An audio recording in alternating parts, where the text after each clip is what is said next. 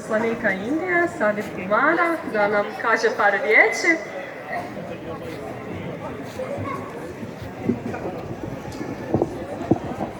Dobar dan, dobrodošli. I'm very pleased to welcome you once again to the 3,000-year-old tradition of Orissa, of the Jagannath Yatra.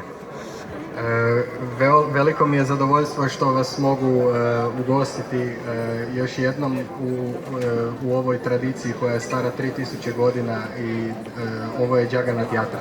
I remember 2 years ago it was the first year that we started this together with ISKCON. Prije 2 godine to je bila prva godina kada smo to započeli zajedno s ISKCONom. And the enthusiasm, the fervor has continued to grow. I entuzijazam je nastavio rasti. And it is so appropriate to organize this in Croatia, in Zagreb.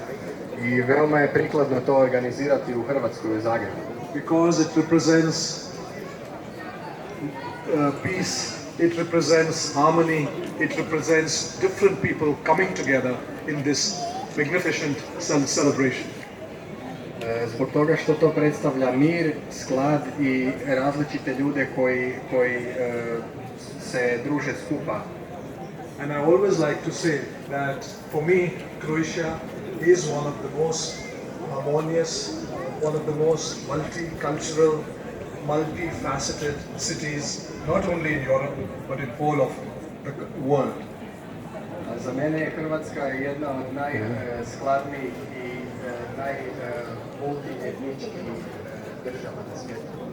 I want to thank sincerely the organizers for taking up this challenge, for bringing people together, for projecting to the government of Croatia, to the people of Croatia, about our unity, about our strength, about our unity in diversity.